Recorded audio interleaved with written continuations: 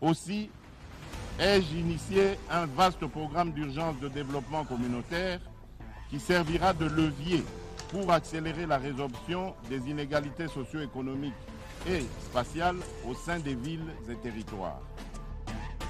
À l'occasion du lancement du programme présidentiel accéléré de lutte contre la pauvreté et les inégalités, en marge de la célébration des Journées internationales de la femme rurale, de l'alimentation et de l'élimination de la pauvreté, les ministères, les partenaires internationaux du développement, les ONG, les banques, les institutions de microfinance, les entreprises agroalimentaires et agro-industrielles et tous ceux qui souhaitent accompagner la vision présidentielle de lutte contre la pauvreté sont invités à prendre part au salon d'exposition organisé les 15, 16 et 17 octobre au complexe touristique du lac de Ma-Vallée.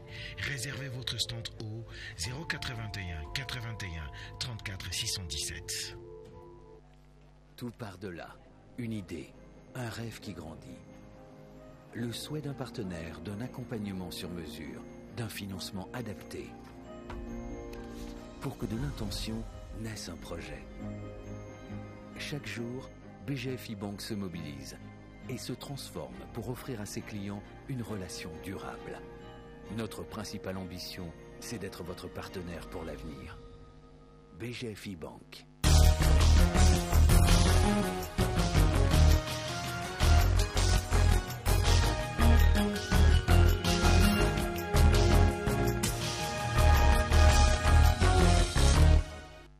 Madame, Monsieur, bonsoir. Tous les plaisirs est pour moi de vous informer ce soir. Tout d'abord, voici le sommaire de ce journal. 15 octobre, journée de la canne blanche, les personnes malvoyantes, vous allez les voir, ont pris d'assaut les rues de la capitale ce matin. Elles réclament droit et dignité. Rentrée judiciaire à la Cour de cassation, Jérôme Kitoko Kimpele a caractérisé son message sur le faux en écriture et usage de faux, des infractions qui nécessitent un nouveau regard du législateur. Dans ce journal également, une autre rentrée, elle concerne les universités et instituts supérieurs du pays. Le ministre de l'Enseignement supérieur et universitaire a lancé l'ouverture officielle aujourd'hui à l'université de Kinshasa. Madame, Messieurs, encore une fois de plus, bonsoir et bienvenue aux 20h. Nous venons de l'apprendre, un grave accident de circulation a eu lieu ce matin sur la route nationale numéro 1 à hauteur de Mbanzangungu vers l'entrée de l'université Congo. D'après les informations en notre possession, il s'agirait d'une collision d'un véhicule remorque Kingula, Lélé et celui de la société Castor. Les bilans fait état de 6 morts et plusieurs blessés.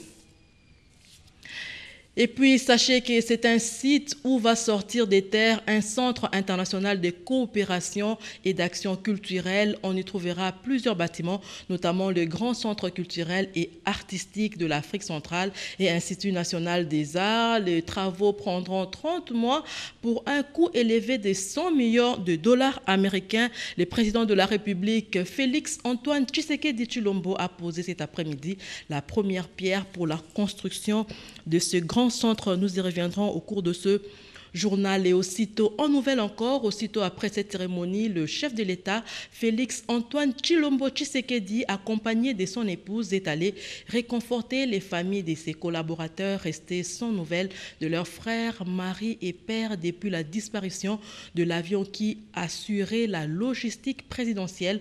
Depuis la découverte des débris de l'Antonov à Kolé, les espoirs sont pratiquement perdus. Les images dans nos prochaines éditions.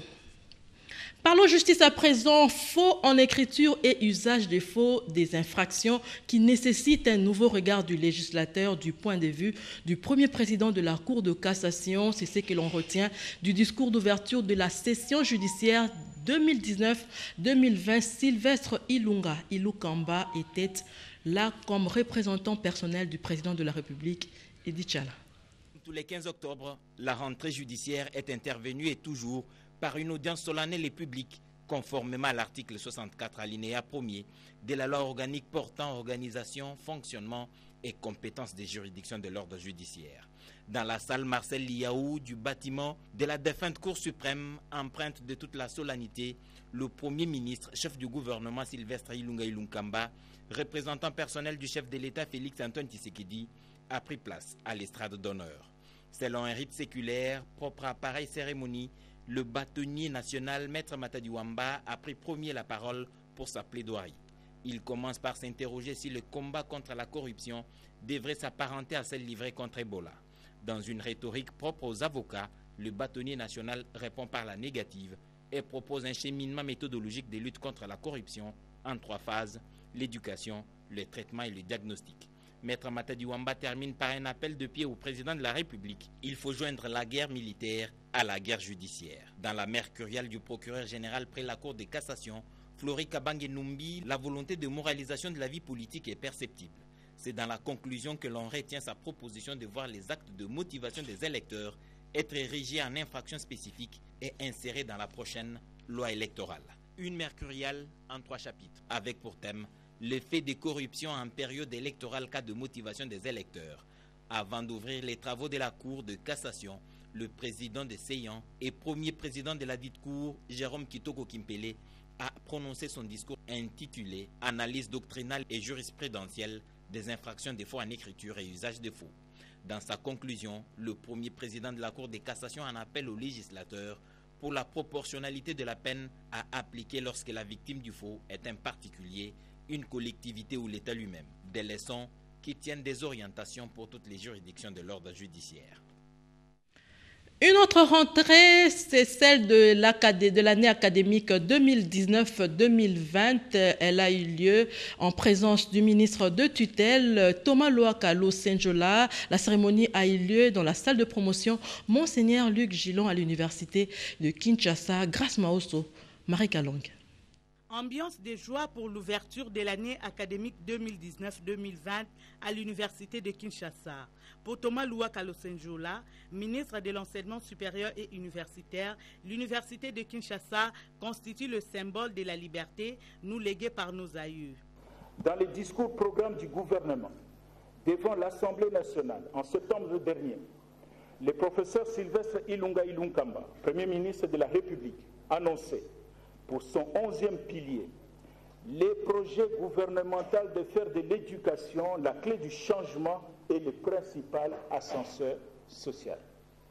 Le projet du programme gouvernemental en matière de l'éducation du supérieur est défini par le Premier ministre lui-même. Le but est de proposer un relèvement du système éducatif du supérieur actuel. Le cadre est déterminé, celui de la réforme de ce système et la modalité fixée. Il ne s'agit plus d'une priorité, mais d'une urgence.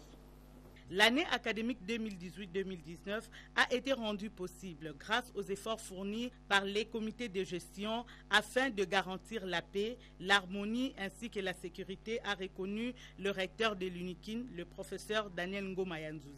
Il a promis de faire de l'étudiant le centre des activités de formation, de recherche et de développement de la communauté. Et pendant ce temps, à l'Académie des Beaux-Arts, l'association des professeurs d'université et instituts supérieurs tenait une assemblée générale. En voici les détails. L'Assemblée générale extraordinaire du RAPICO, réseau des associations de professeurs des universités et instituts supérieurs de la République démocratique du Congo, s'est tenue le lundi 14 octobre 2019 à l'Académie des Beaux-Arts. Au centre, l'évaluation du protocole d'accord signé entre le gouvernement de la République et les banques syndicales du personnel de l'enseignement supérieur et universitaire le 13 octobre 2017, ainsi que les problèmes liés à la rentrée académique 2019-2020. La promulgation du statut particulier du personnel de l'enseignement supérieur et universitaire. L'application de la loi cadre numéro 14/004 du 14 février 2014, le paiement du manque à gagner 2018-2019, dont 3 tranches pour l'université de Kinshasa et 4 tranches pour les autres établissements. Le remboursement du trop perçu sur le crédit véhicule des professeurs, resté sans solution depuis 5 ans déjà. en rapport avec la rémunération du personnel déléçu. Celui-ci devant tenir compte de la dignité de la fonction du professeur d'université. Et ceci à partir de l'année 2019-2020, le RAPUCO rappelle au gouvernement que les frais d'études sont à fixer en dollars américains ou l'équivalent en francs congolais au taux du jour. Et ceci pour éviter les problèmes liés au manque à gagner. Revenons en image avec cette activité du site où va sortir des terres le Centre international de coopération et d'action culturelle. On y trouvera, je l'ai dit, plusieurs bâtiments, notamment un grand centre culturel et artistique de l'Afrique centrale, l'Institut national des arts également. Les travaux prendront 30 mois et s'élèvent à plus de 100 millions de dollars américains.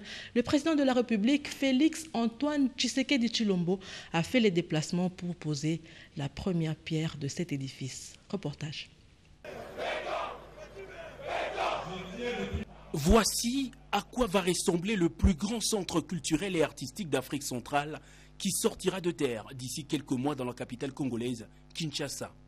Pour lancer les travaux de ce futur bijou de la culture congolaise, le président de la République, Félix Antoine Tshisekedi, a personnellement effectué le déplacement du site choisi, en présence de personnalités politico-administratives du pays, des corps diplomatiques, des scientifiques et autres invités. La cérémonie est lancée par une série de discours. Le gouverneur de la ville de Kinshasa, le représentant du gouvernement chinois, partenaire privilégié de cette réalisation, et les vice-ministres à la coopération internationale ont tous décrit le caractère opportun de l'érection d'une telle infrastructure en République démocratique du Congo avant de remercier le chef de l'État pour son implication dans la construction de ce complexe emblématique qui est tout d'abord une initiative congolaise conçue et développée par les Congolais. Discours terminé, le président de la République va poser la première pierre pour la construction de plusieurs bâtiments qui abriteront au-delà de l'Institut national des arts une grande salle de spectacle moderne de 2000 places assises, un gymnase, un centre d'accueil et plusieurs terrains de sport. Pour le directeur général de l'Institut national des arts, le président de la République vient de prouver à travers cette première pierre posée sa plus grande détermination à redorer le blason de la culture congolaise, l'une des plus riches du continent africain. C'est le projet du siècle pour moi. La création de ce centre, à côté de l'Institut national des arts, c'est un atout majeur pour la professionnalisation des métiers de la culture, mais pour la promotion de la culture, mais pour aussi avoir un espace où nos artistes puissent se produire. Le centre a 2000 places, l'INA aura 800 places. C'est unique, on n'a jamais connu ça depuis très longtemps. Pour un financement élevé à 100 millions de dollars américains obtenu grâce à la coopération sino-congolaise, l'entreprise chinoise Beijing Urban Construction Group a 30 mois pour donner à la RDC son plus grand centre culturel qui va promouvoir les échanges culturels entre pays africains. On s'achemine vers l'économie de la culture. Il faut que la culture puisse produire des dividendes chiffrés. Vous savez, nos artistes disent quoi? Ils disent l'art et que narana l'art. La culture, ce secteur générateur de recettes, aura donc son outil d'exercice par excellence grâce à la vision du président de la République, Félix Antoine Tshisekedi Tshilombo. Et puis, le vice-premier ministre, ministre de l'Intérieur, Sécurité et Affaires coutumières, informe l'opinion nationale et internationale qu'une délégation conduite par le gouverneur du Sankourou, composée des différents services spéciaux de l'État, a pu, avec l'appui de la MONUSCO, localiser dans le territoire de Kolé, secteur de Bantchoukou, village Okoto, à plus ou moins 85 km de Lodja, des débris de l'avion qui assurait la logistique de la présidence de la République de Goma pour Kinshasa, en attendant de recevoir le rapport des experts dépêchés sur les lieux qui commencent les enquêtes ce mardi matin en vue d'élucider les circonstances de l'accident ainsi que les bilans à établir à cet effet. Il invite les uns et les autres à la retenue et à éviter toute spéculation. Nous allons nous rendre cette fois-ci au Sénat.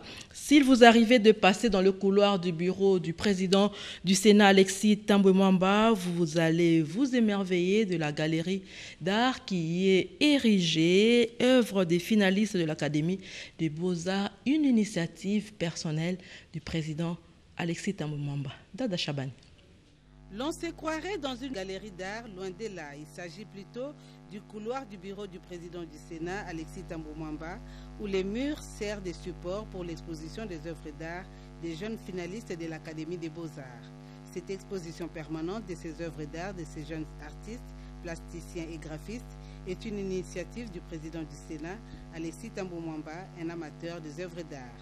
À la cérémonie de vernissage de ces œuvres d'art, le président du Sénat a offert l'opportunité à ces jeunes artistes d'interpréter leurs œuvres après leur dévoilement. Cette toile présente l'état dans lequel une personne peut se retrouver. Comment est-ce que l'agissement en fait, de cette manipulation nous conduit dans un certain gouffre, dans un vide, l'on se sent perdu, l'on se sent sans repère. Et voilà. Des fresques peintes dans son bureau et des tableaux qui inspirent la culture congolaise. La cérémonie était rehaussée de la présence du président honoraire du Sénat, Léon Kengo Adondo, des membres du bureau du Sénat, des députés nationaux, des sénateurs, les membres du gouvernement et également les ambassadeurs et tous les amateurs de l'art. Le président du Sénat a explicité son inspiration. Un peuple qui n'a pas de culture n'a pas sa place dans le concert des nations. Nos artistes ont prouvé dans toutes les circonstances, dans toutes ce qu'ils ont pu réaliser, qu'il s'agisse de nos enfants qui sont sortis de l'Académie des Beaux-Arts, de ceux qui les ont précédés, qu'il s'agisse de nos musiciens, nous sommes un grand peuple dans ce domaine de la culture. Au nom de tous les artistes et étudiants de l'Académie des Beaux-Arts, le recteur a exprimé sa gratitude au président du Sénat. Ce noble devoir consiste, honorable président, à vous remercier chaleureusement pour votre engagement en faveur de la culture. À l'issue de la cérémonie, les invités ont livré leurs impressions. Son amour pour l'art ne date pas d'aujourd'hui. Au-delà des charges hautes que l'on peut avoir, on peut également avoir l'esprit ouvert par rapport à ce qui nous touche dans notre moi le plus profond, l'art. Ils ont choisi de marcher pour faire passer leur message. Les personnes malvoyantes réclament droit et dignité dans la société. Marche organisée à l'occasion de la journée de la Canne Blanche célébrée aujourd'hui, 15 octobre. Nicole Seseploka. La place de la gare sur le boulevard du 30 juin dans la commune de la Gombe a connu une ambiance particulière ce mardi 15 octobre. Ils sont venus de tous les coins de la capitale pour célébrer cette journée qui leur est dédiée. Eux, ce sont les aveugles et malvoyants. Occasion pour la ministre déléguée en charge des personnes vivant avec handicap et autres vulnérables, Irène Essambo Diatta, de reconnaître les aveugles comme acteurs du développement de notre pays. La question de la réinsertion socio-économique et aussi au plan de l'emploi des personnes malvoyantes et non-voyantes. Ça aussi, ça fait partie de nos priorités. Je me dois de vous rassurer que cette question ne concerne pas seulement la catégorie des personnes non-voyantes ou malvoyantes, mais c'est toutes les catégories de personnes handicapées. Le président de la Maison des aveugles, Balema Bayaka, a appelé ses frères et sœurs aveugles au travail afin de bannir la mendicité, car pour lui, le travail rassure l'indépendance et valorise ainsi la personne humaine. Il existe en RDC des aveugles diplômés d'université et tant d'autres disciplines, a-t-il indiqué. Pour le représentant du Bureau conjoint des Nations Unies aux droits de l'homme, Henri Simona, l'insertion socio-économique révalorise la personne handicapée en général et la personne aveugle en particulier.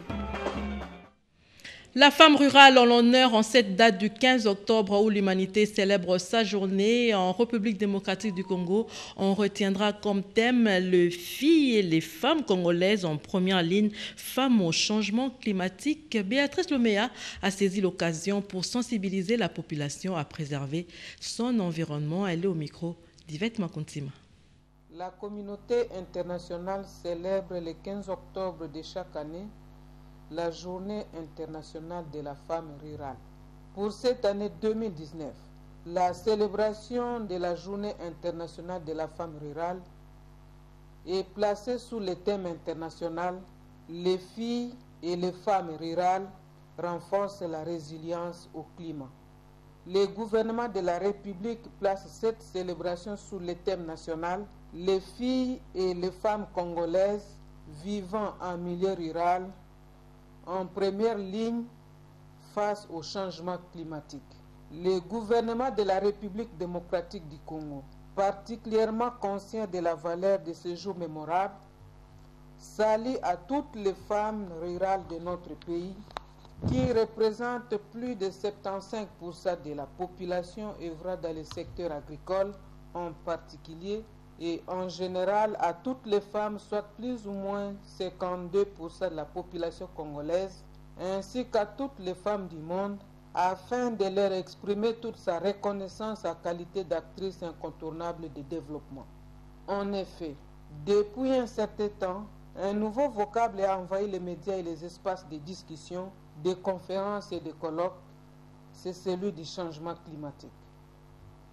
Ce terme désigne communément le réchauffement mondial observé depuis le début du XXe siècle et l'expression changement climatique désigne également les épisodes de réchauffement ou refroidissement d'origine naturelle qui se sont produits. C'est ici l'occasion de saluer les actions d'autonomisation économique des femmes rurales à travers des systèmes de production agricole durable et agroforestiers résilients adaptés au changement climatique, débuté depuis l'avènement de son Excellence Monsieur le Président de la République, chef de l'État, Félix Antoine Tshisekedi Tshilombo, et dont l'exécution de la vision est confiée à son Excellence Monsieur le Premier ministre Sylvestre Ilunga Ilukamba.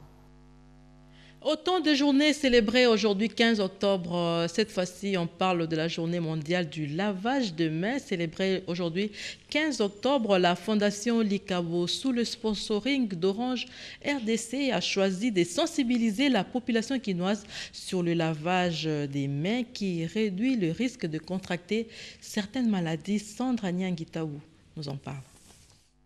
Le savez-vous que se laver les mains régulièrement au savon réduit de 25 à 50% le taux de morbidité infantile lié aux maladies diarrhéiques? Un geste anodin mais très capital qui donne lieu à la célébration de la journée mondiale du lavage de mains le 15 octobre et ce depuis 2008. Cette année, à Kinshasa, la Fondation Likabo qui œuvre dans le secteur de la santé publique, précisément dans la prévention de maladies par voie respiratoire et maladies dites de mains sales, deux maux qui sont les principales causes de décès chez les enfants et les personnes de troisième âge, accompagné de Orange RDC, est allé visiter les élèves de l'école Bobo Koli qui accueille 4000 élèves.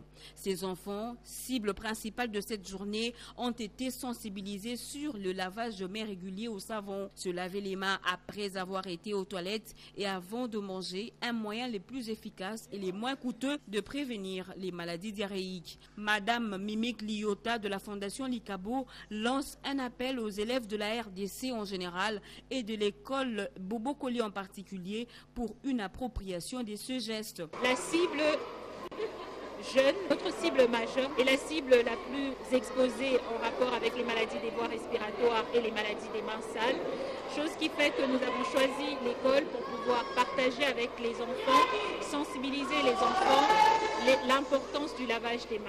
La ministre provinciale de la Santé, Madame Bernadette Panzoubuku, témoigne de l'importance que son ministère accorde à cette journée et aussi cela témoigne du bon partenariat entre le ministère et la Fondation Likabo. Parmi les partenaires qui accompagnent cette vision figure Orange RDC.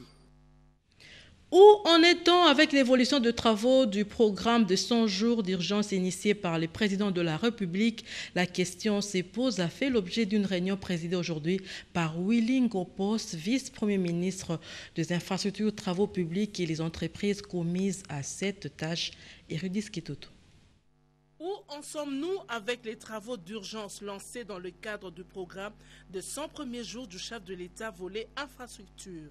Question du vice-premier ministre, ministre des Infrastructures, Travaux publics, Willy Ngopos, aux responsables de différentes structures du ministère des ITP, dont l'Office de route et l'Office de voirie et drainage, et une société de construction qui exécute les travaux des sauts de moutons. Il y a des projets qui sont terminés, qui attendent l'inauguration, notamment l'avenue Luambo Makali, qu'on appelait autrefois Bokassa.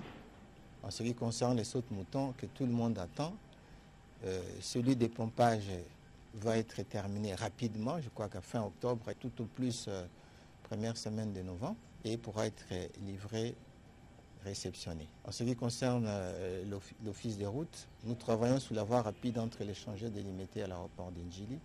Là aussi, les 4 sauts de moutons qui sont programmés. Tout ce qui concerne la commande des profilés pour les superstructures sont effectués à 100%. Les travaux sur site se déroulent bien. Il est prévu qu'on livre 6 ouvrages. Les travaux de modernisation de l'avenue Kulumba dans la commune de Massina avancent également à la grande satisfaction du ministre. C'est l'intérêt de cet axe routier d'avoir donc une voie de déviation pour permettre à ce que ceux qui doivent quitter la ville pour aller vers l'aéroport, au lieu de passer par boulevard Lumumba, de prendre cette route-là et atteindre l'aéroport facilement.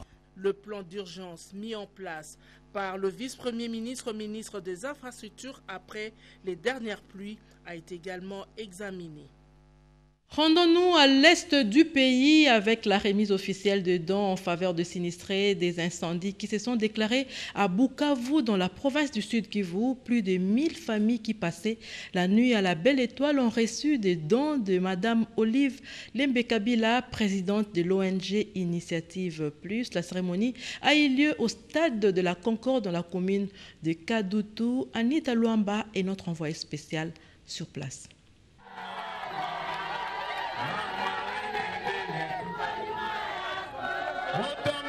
La joie était à son comble ce 15 octobre à Bukavu. Les sinistrés des derniers incendies ont reçu des mains de l'épouse de Joseph Kabila, ancien président congolais, leurs dons.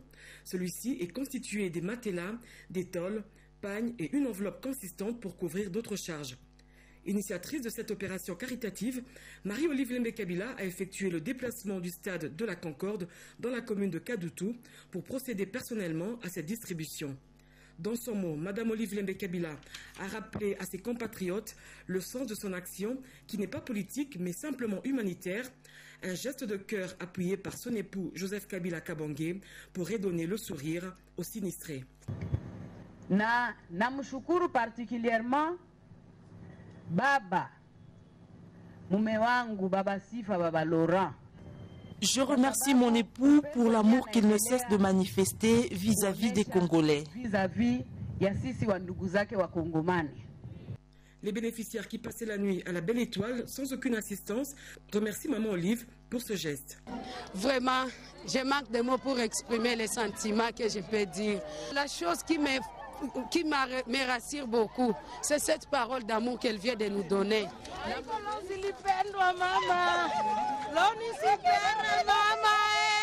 L'action caritative de Madame Olive Lembe-Kabila est devenue une réalité grâce à l'appel de fonds lancé à Kinshasa. Un montant de $610 000 a donc été récolté en faveur des sinistrés recensés par l'équipe technique de l'ONG Initiative Plus, Olive Lembe-Kabila.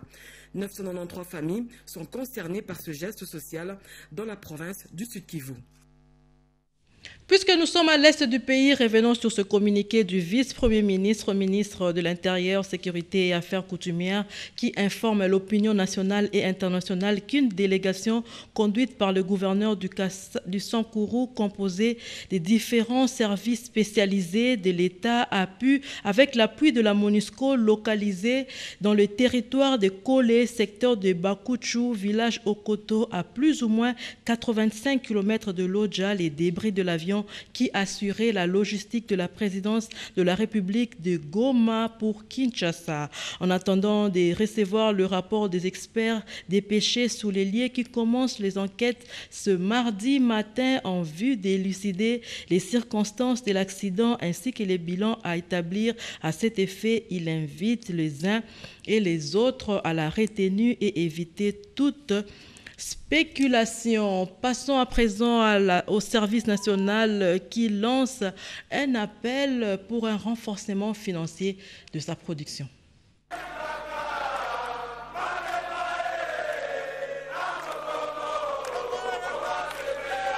Ces des vastes étendues de terre avec cette vue imprégnable sur ce centre pilote de Kanyamakasese. La providence divine l'a couvert d'une terre arable capable de nourrir en maïs et autres produits vivriers une bonne partie de la RDC. Certaines provinces comme le Grand Katanga et le Grand Kasaï ne devraient pas souffrir des pénuries de maïs ou s'approvisionner auprès des pays voisins. Il est plus qu'impérieux de monter des stratégies pour lutter contre cette crise de produits de première nécessité comme cet aliment de base, le maïs. C'était prévisible la carence qu'il y a actuellement en maïs dans le Grand Katanga et dans le Grand Kasaï. Et cela, je crois, est dû au manque de planification. Le Grand Katanga et le Grand Kasaï misaient beaucoup sur la production des autres pays, en l'occurrence la Zambie. Et donc au niveau interne, il n'y avait pas une planification pour arriver à constituer une certaine réserve stratégique. Nous parlons de la Zambie parce que tout le monde, lorsque la frontière de la Zambie est fermée, tout le monde crie « Oh, Tunakufa, Tunakufa, Tunakufa ». Mais les besoins annuels en farine de maïs ou en graines de maïs en Zambie sont évalués à plus ou moins 2 millions de tonnes. Et la Zambie n'a produit que 2 100 000 tonnes. Vous avez besoin de 2 500 000. La Zambie va-t-elle vous donner les 1 500 000 tonnes? Voilà la conséquence. Il y a flambé de prix de maïs sur le marché. Parce que nous n'avons pas anticipé. Les centres pilotes de Kanyamakasese constituent aujourd'hui une véritable aubaine pour l'encadrement des Koulouna et autres couches sociales de la jeunesse. En nouvelle également, l'École nationale d'administration ENA porte à la connaissance de tous les candidats admis pour la session 2019-2020 que l'épreuve écrite aura lieu ce dimanche 20 octobre 2009 dans tous les chefs-lieux des provinces de la République démocratique du Congo. Ils sont donc tenus de respecter les consignes. Madame, Monsieur, ce journal est terminé, mais avant de nous séparer, voici le rappel des titres. 15 octobre, journée de la canne blanche. Les personnes vulnérables, vous les avez vues dans ce journal, ont pris d'assaut les rues de la capitale ce matin. Elles réclament droit et dignité humaine. Rentrée judiciaire à la Cour de cassation, Jérôme Kitoko Kimpele a caractérisé son message sur le faux en écriture et usage des faux, des infractions qui nécessitent un nouveau regard du législateur. Dans ce journal également, nous avons parlé d'une autre rentrée. Elle concerne les universités et instituts supérieurs du pays. Le ministre de l'Enseignement supérieur et universitaire a lancé l'ouverture officielle à l'université de Kinshasa. Madame, Messieurs, c'était un plaisir de vous informer à travers cette édition d'information. Clin d'œil particulier à tous nos téléspectateurs qui nous ont suivis dans les communes de Kintambo et de Ngaliema. Merci de votre attention particulière. Nous vous retrouvons très prochainement sur nos antennes. Retrouvez à 22h Lopez Katouba. Bonsoir et merci.